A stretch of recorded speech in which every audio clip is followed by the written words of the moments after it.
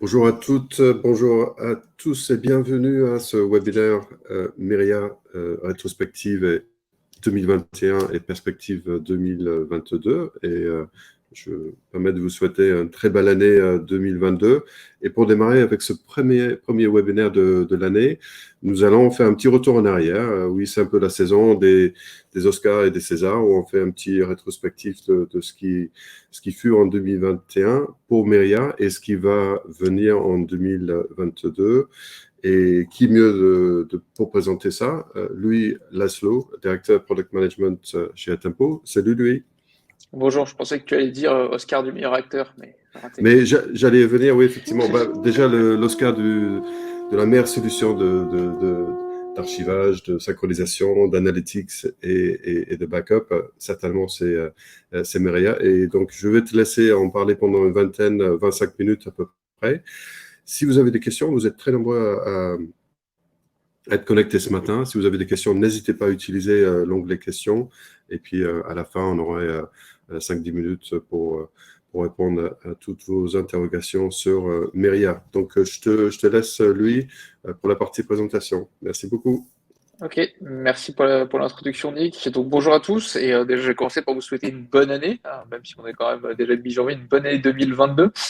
Et comme disait Nick, ce matin, c'est l'opportunité de faire un petit coup d'œil dans le rétro, de voir tout ce qu'on a ramené dans Myria et tout ce qu'on a rajouté dans Myria en 2021, de vous montrer toutes ces nouvelles perspectives, ces nouvelles possibilités qu'on a ouvertes en 2021 avec ces nouvelles fonctionnalités qui ont enrichi l'ensemble des différents piliers de Myria, que ce soit le backup, la migration, l'archivage, la synchronisation et même l'analytics qui a fait son apparition en octobre dernier.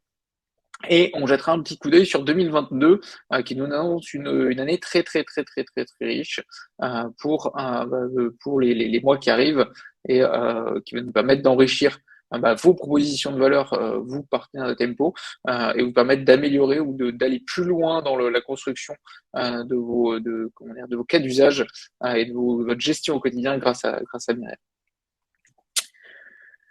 Donc pour rappel, pour les nouveaux venus dans l'univers Myria, donc Myria, c'est une solution qu'on développe depuis maintenant 15 à 20 ans chez Atempo. Myria est une solution logicielle qui est développée, qui est designée pour les données non structurées, donc les fichiers et les gros volumes de fichiers.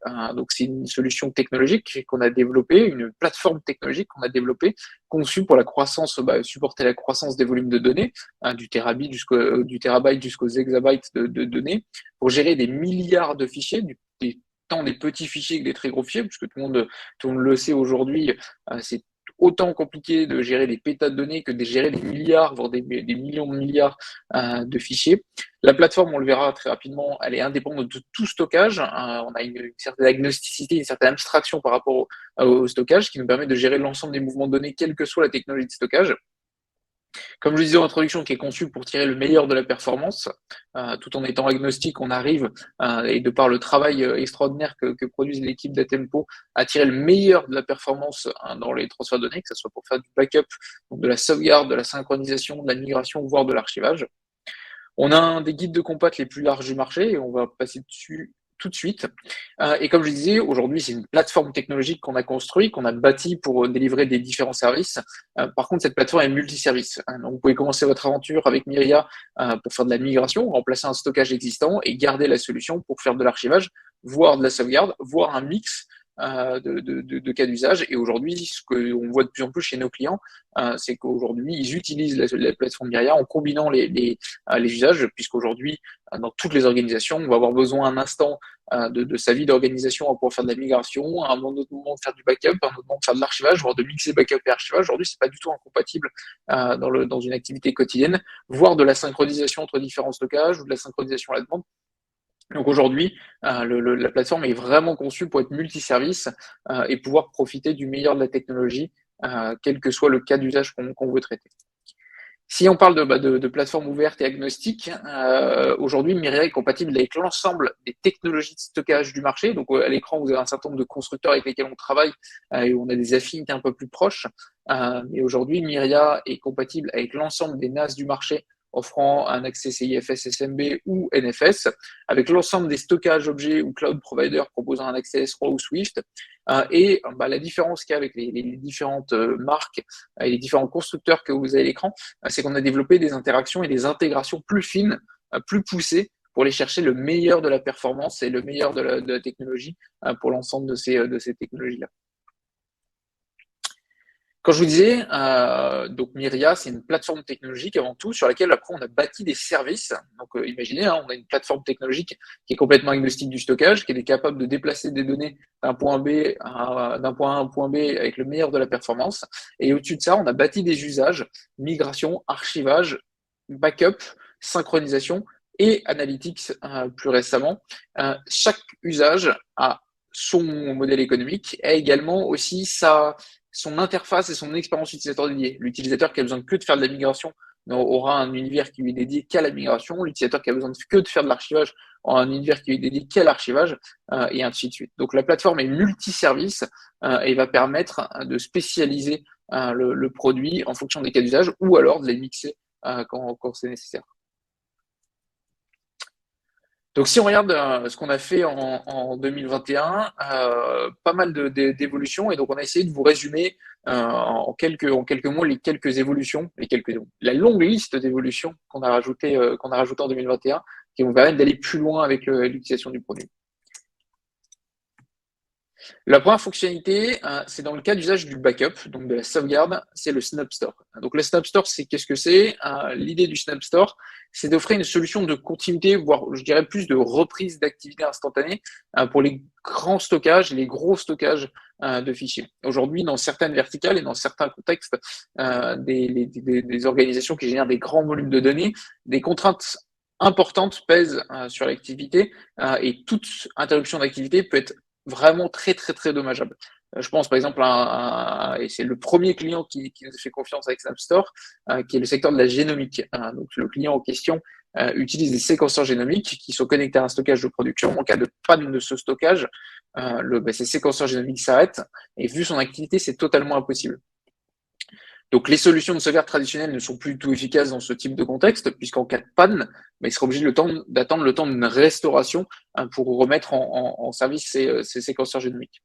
Donc, le SnapStore, l'idée, c'est qu'à la fin de chaque backup, on consolide le stockage de destination prêt à être accessible à tout moment. Donc, en cas de sinistre majeur, plutôt que de devoir attendre le temps d'une restauration sur le stockage principal, l'administrateur peut directement donner accès au stockage secondaire puisqu'on y aura répliqué l'ensemble des droits, l'ensemble des permissions, l'ensemble des points de montage, l'ensemble des cherchifs ou des exports NFS, et donc l'utilisateur pourra rediriger l'ensemble de ses utilisateurs vers le stockage secondaire.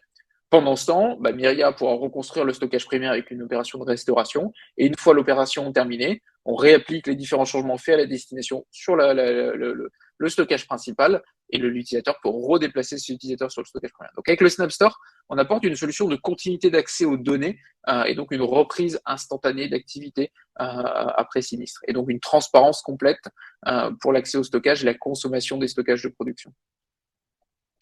Donc, comme je vous disais, le SnapStore, ça apporte pas mal de bénéfices, la protection des données en continu, un arrêt de production réduit en cas d'incident et une continuité d'accès aux données, une reprise après un sinistre complètement simplifiée, complètement accompagnée par Myria, et une restauration et un redémarrage de la production sous un délai maîtrisé, tout en garantissant l'intégrité des données, puisque Myria va assurer l'ensemble des déplacements de données avec le meilleur de la performance et le meilleur de l'intégrité et de la sécurité. Deuxième évolution majeure dans le monde du backup avec Myria, c'est une interface dédiée, comme je vous le disais, l'expérience utilisateur. On développe une expérience utilisateur par cas d'usage. La personne qui a besoin que de faire de la sauvegarde a un univers qui est propre à la sauvegarde. Et pour nos clients historiques et pour nos partenaires historiques qui nous font confiance depuis plusieurs années, vous le savez, on avait historiquement un client lourd déployé sur les postes. On travaille depuis maintenant 3 ans à déplacer progressivement les cas d'usage vers le web. Donc l'interface Myria for Backup est un nouveau pas dans cette direction pour avoir une interface complètement web d'administration. Et donc aujourd'hui, vous avez les capacités à gérer l'ensemble de votre cas d'usage backup, sauvegarde sur le web, comme vous pouviez déjà le faire pour l'archivage pour les utilisateurs finaux ou la migration aujourd'hui déjà disponible. Donc, comme vous l'avez, vous avez quelques aperçus de cette interface formidable qui est disponible maintenant depuis fin d'année dernière pour tous ceux qui ont fait la mise à jour. Nouveau pas aussi dans le backup. Aujourd'hui, on parle énormément de l'immuabilité des données. Aujourd'hui, c'est quelque chose qui est très dans l'air du temps, à cause des attaques ransomware qui se complexifient, qui ciblent l'ensemble des stockages, l'ensemble des tailles d'organisation. Et aujourd'hui, des principaux remparts pour protéger ces données, surtout quand on les envoie dans un object storage, c'est d'activer cette capacité d'object lock. Donc l'object lock, pour les nouveaux qui nous rejoignent dans cette aventure, l'object lock, c'est une capacité à protéger ces données et expliquer et demander au stockage de dire pendant X temps, je ne veux pas que mes données soient accessibles, je ne veux pas que ces données soient accessibles, je veux pas que mes données soient modifiables, altérables ou supprimables. Donc Myria aujourd'hui est compatible avec cette fonctionnalité-là, et donc vous avez la possibilité d'activer l'object lock sur vos différents buckets S3 gérés par Myria.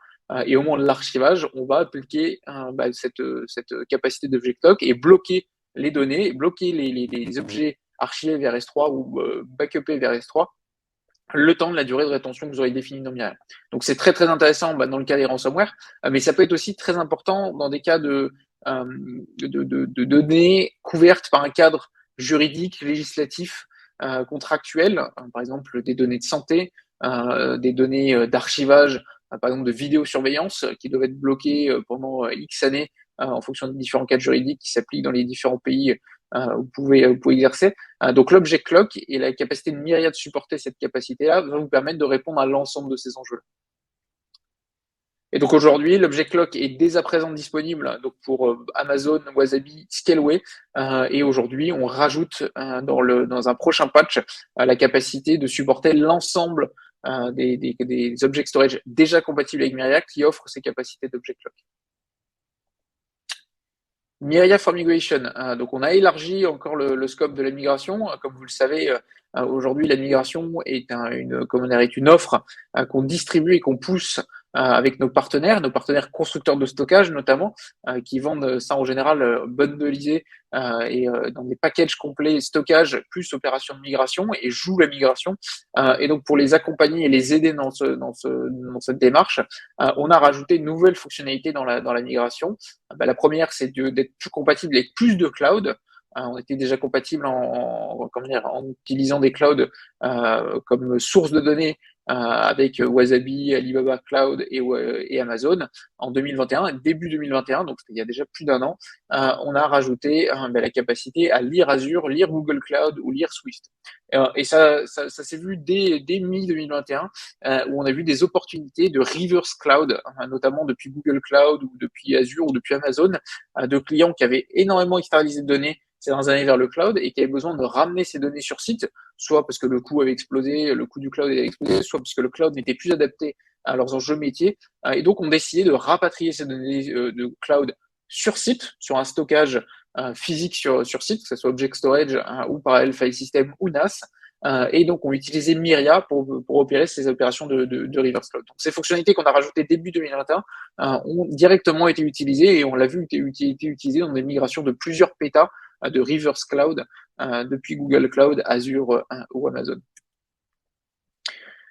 Deuxième fonctionnalité très importante qu'on a rajoutée dans la migration, c'est de garantir l'intégrité des fichiers et fournir un reporting. Aujourd'hui, ce qui est très très important, surtout quand on fait des migrations de plusieurs milliards de fichiers ou de plusieurs pétas de données, l'utilisateur ou le client, à la fin de la migration, ne peut pas contrôler chaque fichier s'il a bien été migré, ne peut pas contrôler que les fichiers qui ont été migrés sont complètement intègres. Par contre, il vous demande la preuve que le boulot a été bien fait. Soit vous, en tant que client, vous voulez la preuve, soit vous, en tant que partenaire, vous voulez la capacité à fournir cette preuve à vos clients, puisque derrière, c'est ce qui vous protégera sur l'aspect que vous avez bien fait la migration bout en bout. Donc, on a rajouté ces capacités-là dans Myria, d'être capable de collecter, de tracer dans un fichier immuable l'ensemble des éléments déplacés au cours de la migration, et au cours de la migration, de prendre une empreinte des fichiers à la source et à la destination et de garder cette empreinte dans le fichier. Ces deux empreintes et la comparaison de ces deux empreintes garantit le fait que la donnée qui a été migrée de la source vers la destination est bien la même et que le job a été bien fait à telle heure, tel jour. et donc de pouvoir exporter l'ensemble de ces résultats et les confier à l'utilisateur une fois la migration jouée. Donc ça, c'est vraiment très très très important, et on nous fournit avec différents algorithmes possibles. Chaque algorithme apporte un niveau de sécurité ou de performance plus élevé, et donc ça, au moment de la migration et en fonction des enjeux du client, vous aurez la capacité de définir quel algorithme utiliser pour trouver soit la meilleure performance, soit la meilleure sécurité, soit le juste milieu pour répondre aux attentes de l'utilisateur final. Nutanix Fastcan, le Fastcan, c'est un des grands concepts que Mirai apporte. Aujourd'hui, quand on parle de déplacement de données, que ce soit du backup, de l'archivage, la synchronisation, de la migration, quel que soit l'environnement, quelle que soit la technologie, l'enjeu le plus compliqué, c'est d'identifier les changements entre deux opérations. Et comme vous le savez, scanner des milliards de fichiers, scanner des pétas de données, c'est très, j'avais le terme en anglais, time consuming. Ça peut prendre beaucoup de temps pour identifier juste quelques changements entre deux opérations. Et donc Myria, on a développé une techno qui s'appelle le Fastcan, qui est compatible avec un certain nombre de plateformes NAS du marché ou de parallel file system. Et plutôt que de scanner, de comparer et de déterminer les changements, et cela peut prendre plusieurs jours, plusieurs semaines, en fonction des stockages, la profondeur des stockages, le nombre de fichiers, le volume à scanner, on a développé une techno qui s'appelle donc le Fastcan, qui vient s'interfacer au plus proche du stockage, et plutôt que faire un scanning traditionnel en cas d'opération incrémentale, on va demander directement au stockage de nous fournir les changements. Donc ça nous permet de fournir une fois le premier jeu de migration, d'archivage, de backup joué lors des opérations incrémentielles, de demander directement les changements au stockage et de réduire ce temps incompressible normalement de scanning, et donc de fournir de respecter des enjeux de fenêtres de sauvegarde, de respecter des enjeux de fenêtres de bascule, de cutover en cas de migration, et de fournir une solution très performante, très rapide, puisqu'on n'a plus que le déplacement de données, et on s'économise la partie identification des changements entre deux opérations incrémentielles. Donc on vient l'enrichir une fois de plus, et on l'a enrichi une fois de plus avec la compatibilité Nutanix for Files, qui va permettre d'offrir de la protection avancée, de l'archivage avancé pour ces plateformes. Mirai for Synchronization. Donc, on a rajouté une fonctionnalité qui est très très intéressante dans le cas de la synchronisation. Donc, Mirai est capable de synchroniser des technologies de stockage différentes, est capable de déplacer des données entre stockages différents, hybrides ou hétérogènes. Et on a rajouté une capacité vraiment très intéressante avec cette fonctionnalité qu'on appelle Easy Move.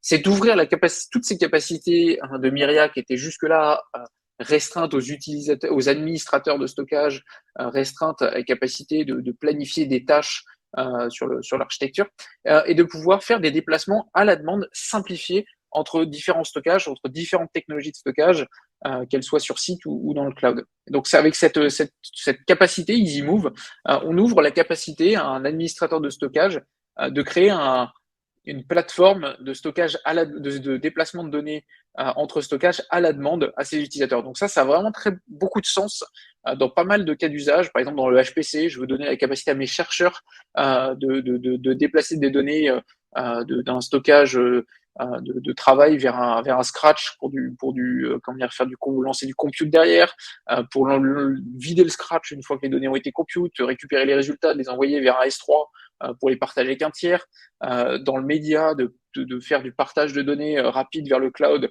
avec un tiers. Voilà, ça va te permettre d'offrir l'ensemble des capacités de Myria de déplacement, quelle que soit la technologie de stockage, de manière performante, parallélisée, et d'offrir ces capacités-là à la demande à vos utilisateurs. Donc c'est quelque chose qui est vraiment très très très intéressant, et aujourd'hui c'est en production chez un peu moins d'une dizaine de clients de très grande taille, que ce soit dans le HPC ou dans le média, qui ont créé justement un service de déplacement à la demande pour leurs utilisateurs, et leur ont donné complètement les mains sur le stockage. Pour compléter cette EasyMove, EasyMove dans sa première version était restreinte au stockage connu par Myria, donc des NAS, des parallel file systems, des clouds ou des hybrid tape ou de Sony ODA. On a rajouté une capacité supplémentaire, c'est ce qu'on appelle le Web Connector, ce qui va permettre à l'utilisateur, plutôt que d'aller chercher des données sur leur poste, sur un stockage déjà connu par Myria, de pouvoir venir chercher des données sur leur poste utilisateur directement. J'ai des données brutes sur mon stockage, sur mon poste utilisateur que je veux envoyer directement sur mon scratch avant compute par mon cluster HPC. Je télécharge le petit web connector. Myria, dans l'interface, me propose en source mon poste de travail et j'ai la possibilité d'envoyer directement des données depuis mon poste de travail sans forcément qu'il soit connu et reconnu par un data mover ou attaché à un data mover Myria. Donc ça, c'est vraiment très intéressant si ça ouvre encore plus l'éventail de possibilités sur les sources et les destinations de données offertes par Myria et de pouvoir faire des opérations à la demande vraiment très, très intéressantes. L'archivage. Donc pour le média, un certain nombre de fonctionnalités qui ont été enrichies dans l'interface du produit. L'ensemble des fonctionnalités qu'on connaissait par le passé dans le client lourd ont été rajoutées dans l'interface web. La prévisualisation vidéo, la récupération partielle, ce qu'on appelle le partial restore, qui ont été rajoutées dans l'interface de Myria. Donc qui vont nous permettre de faciliter pas mal l'usage.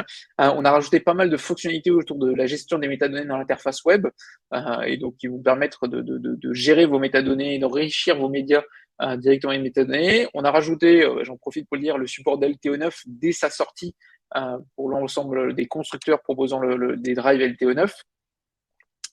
Et on a enrichi notre compatibilité avec des solutions de MAM, donc MAM pour Media Asset Manager, pour permettre d'intégrer Myria avec toujours plus de MAM dans leur workflow d'archivage. Analytics. Donc Analytics, c'est le dernier pilier de Myria qui a été rajouté en octobre 2021. Avec Myria, on offrait jusque-là une plateforme de déplacement de données performante, sécure, garantissant l'intégrité de l'ensemble des données durant les déplacements. Et avec ce nouveau pilier, on apporte un peu la roue qui manquait sur ce beau carrosse, qui était la capacité en amont de découvrir mes stockages, d'identifier les typologies de données, d'identifier les usages, d'identifier les données chaudes, froides, afin derrière de construire la meilleure stratégie d'archivage, de backup ou de migration. Donc c'est chose faite. On a rajouté cette capacité d'analytics au sein de Myria pour répondre à l'ensemble de ces enjeux, localiser les données, identifier les données, réduire les silos de données, améliorer mes flux de données in fine et au bout du bout, réduire du temps de production et optimiser le coût de mes stockages et l'empreinte qu'ont mes stockages dans mon budget. Donc l'analytics avec Myria en 2021, c'est une vue consolidée des stockages, une capacité à faire de la recherche cross-stockage et d'identifier des jeux de données quel que soit mon stockage et quel que soit mon silo de stockage, d'identifier les données froides en vue d'un archivage ou d'une migration future. Donc comment ça se présente, et je vous invite, pour ceux qui veulent creuser le sujet, aller consulter un des replays qui est disponible sur notre chaîne, qui vous présente l'analytics dans le détail avec une très belle démo faite par mes collègues. Et donc derrière, vous aurez la capacité de voir une vue holistique de vos stockages, donc l'ensemble de vos stockages consolidés sur une seule et même vue, d'avoir la capacité de segmenter cette vue par organisation métier, de personnaliser cette vue de bout en bout et d'identifier où sont stockés mes plus gros volumes, d'identifier quels sont mes plus gros consommateurs, quelles sont mes capacités de stockage récentes, quels sont les types de stockage impliqués, quels sont les types de fichiers impliqués, à quelle fréquence, d'identifier l'âge de mes données moyens, de voir où sont mes données froides, identifier mes données froides, et derrière de réduire cette empreinte sur vos stockages pour pouvoir construire la meilleure stratégie de migration, d'archivage ou de backup grâce au reste de la plateforme et au reste des capacités des services offerts par la plateforme. Si on regarde maintenant, on a regardé dans le rétro, je vous propose de tourner la tête, de plus regarder dans le rétro et de regarder vers l'avant et de regarder ensemble avec moi les nouvelles fonctionnalités qu'on vous prévoit pour 2022. Donc on continue dans la droite ligne de ce qu'on a fait ces dernières années, de continuer à enrichir le produit donc en plusieurs temps. Sur le premier semestre de l'année, on va continuer à enrichir nos capacités d'API. C'est quelque chose qui est vraiment très très important pour nos clients, pour nos partenaires aujourd'hui. C'est d'être capable de piloter Myria sans forcément utiliser l'interface web. Donc l'API existe, est déjà disponible. Elle permet de faire énormément d'opérations et on va continuer à l'enrichir au cours de 2022. On va améliorer un certain nombre de capacités ou de se mettre à niveau sur un certain nombre de choses autour de la gestion des tapes et notamment du format LTFS, donc de prendre en charge les dernières versions du standard, d'être capable de dupliquer des médias LTFS. Aujourd'hui, on a la capacité de dupliquer des tapes qui ne sont pas LTFS. Là, on va rajouter une capacité de duplication logique, donc c'est-à-dire si sur ma tape source, je n'ai que X5% de mon stockage qui est utilisé, plutôt que dupliquer la tape un pour un, je pourrais faire des consolidations de stockage. Donc ça, c'est vraiment intéressant, soit pour réduire l'occupation de mes tapes et rationaliser mes tapes, mais ça peut être aussi intéressant dans les cas de changement de technologie. J'ai des tapes LTO6 ou LTO7 qui sont utilisées depuis des années en LTFS.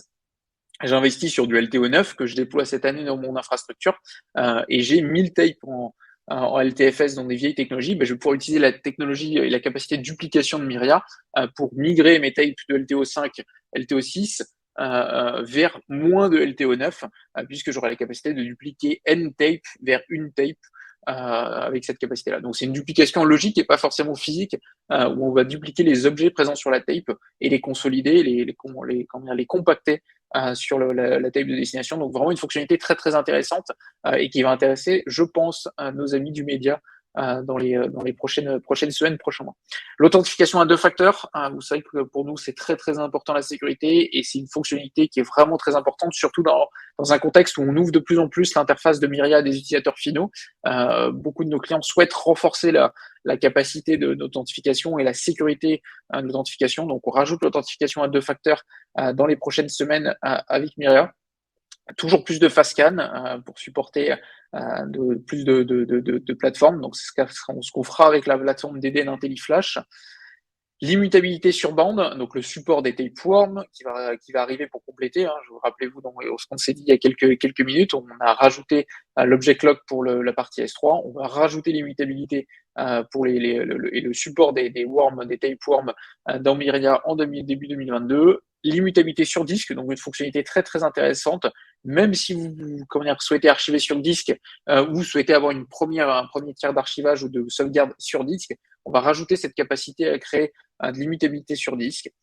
Et au cours de H2, on va proposer une fonctionnalité qui est vraiment très intéressante aujourd'hui. Quand vous voulez consommer Myria, soit vous utilisez l'interface, soit vous utilisez une API, soit vous utilisez les command line disponibles avec le produit. Là, on va rajouter un nouveau moyen d'accéder à Myria, c'est d'y accéder de manière transparente. Donc, on est en train de développer un système de fichiers virtuels au-dessus de Myria qui va permettre, dans un premier temps, de rendre Myria accessible en S3, donc d'avoir la capacité à browser une archive de Myria ou browser un répertoire de sauvegarde de Myria en S3, de pouvoir y venir récupérer directement en S3 des données, plutôt que passer par l'interface, passer par le command line ou l'API, et de pouvoir uploader directement en S3. Donc tout à l'heure, j'ai beaucoup parlé du média, ça peut être quelque chose de vraiment très intéressant. Ouvrir mon instance Myria directement via le protocole S3, ou également, ça peut être très intéressant, aujourd'hui, c'est quelque chose que je vois de plus en plus chez nos clients, c'est la capacité à créer un des équivalents aux offres Amazon Glacier, OVH Cloud Archive, mais sur site, la capacité à balancer des données en S3 sur un stockage, et derrière, ces données terminent sur de la tape. Donc, on peut imaginer demain, avec cette capacité de Myria, la capacité à créer ce type de stockage, de créer des glaciers, des équivalents à glaciers sur site, en combinant Myria avec une hybride tape et en ouvrant Myria en S3 directement aux utilisateurs ou aux applications pour créer un tiers de stockage long terme, low cost, sur site avec notre produit. Autre point, donc le support de l'authentification SAML, qui va dans la continuité de renforcer la sécurité de données, de fournir une capacité de single sign-on pour les clients équipés d'une d'une fédération d'identité supportant SAML. Et après, dans l'analytics, vous l'avez vu, c'est quelque chose de vraiment très important qu'on a construit, qu'on a introduit en 2021 et qu'on va continuer à construire en 2022, cette capacité à offrir l'ensemble des capacités d'analytics qu'on peut offrir sur site dans le cloud, donc avec une plateforme d'analytics as a service, de rajouter le support des clouds S3 dans le produit, de connecter directement la plateforme de déplacement de données avec l'analytics, d'optimiser la détection des doublons et également de commencer à rajouter du machine learning et de l'IA sur l'analytics. Aujourd'hui, on est au stade de l'analyse, présentation des données, identification des données. Le stade suivant, une fois qu'on est capable de présenter les données, de les collecter, de donner des informations, c'est de pouvoir automatiser c'est de pouvoir prendre un peu d'intelligence et de rajouter un peu d'intelligence autour de ces données collectées et présentées et de prévoir, de faire de la prévision de données, soit de la prévision de volume de données, soit de prévision d'interruption de service sur la base des informations d'analytics. Donc vraiment des choses très intéressantes qui s'annoncent et l'IA va révolutionner les déplacements de données et Myria va vous aider à profiter de l'ensemble de ces technologies qui arrivent sur le marché pour gérer vos cas d'usage, que ce soit de la migration, de l'archivage, de la synchronisation ou de la sauvegarde. Donc une année très riche en prévisions qui va nous accompagner pour tous ensemble au cours de cette année 2022. Donc voilà mes bonnes résolutions pour 2022. Je ne sais pas si vous avez des questions, vous souhaitez me soumettre de nouvelles résolutions à adresser en 2022. Et je suis à l'écoute de l'ensemble de vos questions pour qu'il nous reste, je crois, une petite 5 à 10 minutes pour les traiter. Merci Louis, pour cette excellente présentation. Je pense que tu as bien balayé en effet cette année 2021 très très riche et puis lever la voile aussi sur 2022 avec aussi des avancées majeures, donc super intéressant. On a des questions effectivement. Juste avant de passer peut-être aux questions, n'hésitez pas à répondre aussi à notre petit sondage pour avoir des retours sur le webinaire, sur la qualité du webinaire et d'autres points si vous avez des projets à évoquer. C'est le moment de le faire au niveau de l'onglet sondage. Je reviens aux questions. Vous pouvez encore poser des questions dans l'onglet questions. Louis, j'en ai trouvé 3 ou 4 que je vais poser directement. Première question, c'est sur Snapshot. On avait parlé au début. Effectivement, quand on évoque le stockage, on ne pense pas forcément au ransomware, au virus, mais bien sûr, peuvent être attaqués au niveau des stockages et Snapstore répond à ça. Peux-tu préciser un petit peu comment Snapstore aide à lutter contre les ransomware et les virus dans le but de garantir, si on peut dire ça, une continuité d'activité? Alors, comme on l'a dit, Snapstore c'est une bonne option pour redémarrer son activité de manière instantanée. Le Myria va protéger le stockage, va le sauvegarder, va le consolider sur le stockage de sauvegarde, sur le stockage qui nous sert à héberger les données sauvegardées, et va protéger ces données par des snapshots, qui va nous permettre de revenir dans le temps éventuellement sur une sauvegarde précédente. Donc en cas de sinistre majeur, l'administrateur de stockage va couper sa sauvegarde, évidemment, et va basculer son utilisateur sur le stockage utilisé pour le Snapstore et peut également revenir dans le temps sur un stockage précédent, utiliser notre capacité de navigation temporelle pour revenir dans le temps. Donc Myria n'embarque pas de technologie de scan antivirus. Ça, on s'appuie sur les capacités qu'il y a aujourd'hui disponibles chez le client, mais en faisant de la sauvegarde de manière incrémentale, régulière, et en utilisant les capacités de navigation temporelle de Myria, en cas de sinistre, en cas d'intrusion ou en cas d'activité suspecte, on aura la capacité à revenir dans le temps à une version antérieure qui permettra au client de récupérer la dernière version efficace et intègre de ces données pour remettre en activité son entreprise ou son organisation. Merci beaucoup, Louis. 2 questions sur la partie analytics que tu as évoqué plus à la fin. Donc, première question, c'est est-ce que l'analytique est inclus gratuitement ou si on a une licence Myria ou est-ce qu'il faut payer en plus? Alors aujourd'hui, pour l'ensemble des clients qui sont clients à Tempo, qui sont déjà clients à Tempo et qui utilisent déjà Myria, on vous offre l'analytics, on vous offre, c'est compris dans le prix de votre licence Myria que vous avez déjà. Donc n'hésitez pas à vous rapprocher de votre interlocuteur avant-vente ou support pour accéder et mettre en pratique et mettre en œuvre l'analytics. Et je vous recommande de vous faire accompagner pour la mise en service de l'analytics, qu'un de nos avant-ventes vous aide à démarrer l'analytics, mais elle est comprise dans votre licence Myria. Par contre, pour les nouveaux venus et pour des clients qui ne seraient pas clients Myria aujourd'hui, on a un pricing adapté pour l'analytics et qui sera qui est déjà d'ores et déjà disponible et qui vous permettrait éventuellement de souscrire que la brique d'analytics dans un premier temps. Merci beaucoup. On a une très bonne question de participants sur Analytics et comment on peut l'utiliser pour les cas d'usage de type migration. Aujourd'hui, l'analytics, il peut être utilisé la migration. Ce qui est le plus dur, c'est déjà de déterminer le volume à déplacer, de déterminer les typologies de fichiers, de déterminer quelles données sont utilisées ou pas. Et prévoir aussi l'évolution quotidienne des données. Si je migre, je sais pas, 100 gigas par jour et que j'en produis 1 Tera, on sait ensemble, on sait tous que ça va être très compliqué de jouer la migration. Donc, il va falloir trouver un moyen d'accélérer la migration.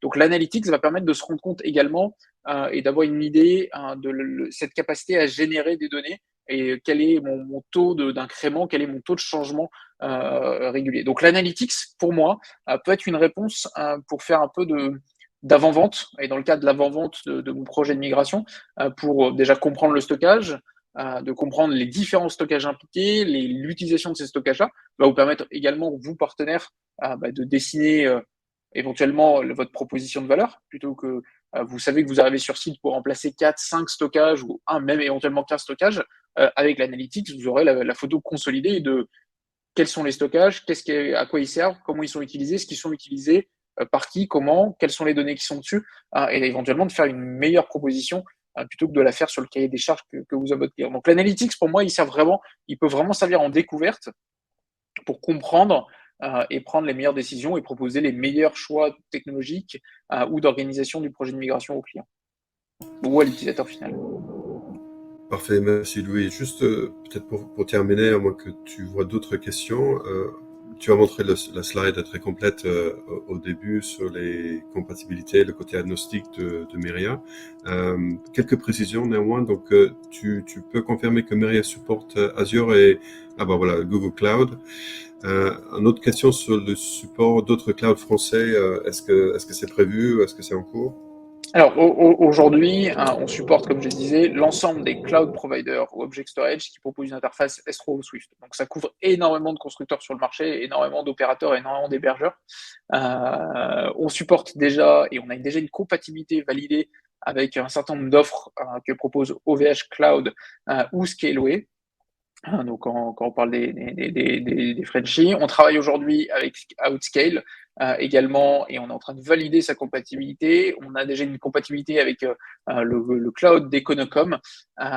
Donc voilà, on a déjà une belle couverture du marché. J'ai pas la place sur cette slide de coller tous les logos. Donc je vous invite offline à vous rendre sur notre site web dans la partie ressources et d'aller consulter le Compatibility Guide qui est très très très très très très très long et de vous rendre compte de l'éventail de capacités, de possibilités que Myria peut offrir en termes de compatibilité de stockage. Merci beaucoup Louis pour ces réponses et pour ta présentation qui sera bien sûr disponible en replay si vous voulez le réentendre ou partager. Donc on va la voir d'ici 48 heures typiquement, vous aurez le lien pour la session. J'ai mis aussi un petit lien dans le chat sur les webinaires à venir, donc n'hésitez pas à visiter cette page pour vous inscrire à d'autres sessions qu'on a régulièrement tout au long de l'année sur Myria, et puis bien sûr les autres solutions à Tempo, Lina et Tina notamment. Donc il me reste qu'à te remercier Louis beaucoup pour ta présentation. Merci à vous, merci à toi Nick. Et merci bien sûr à tous nos participants aujourd'hui d'être avec nous, à Armel à la technique également. Je vous souhaite à tous et à toutes une excellente journée et puis à très bientôt. Merci beaucoup. Merci.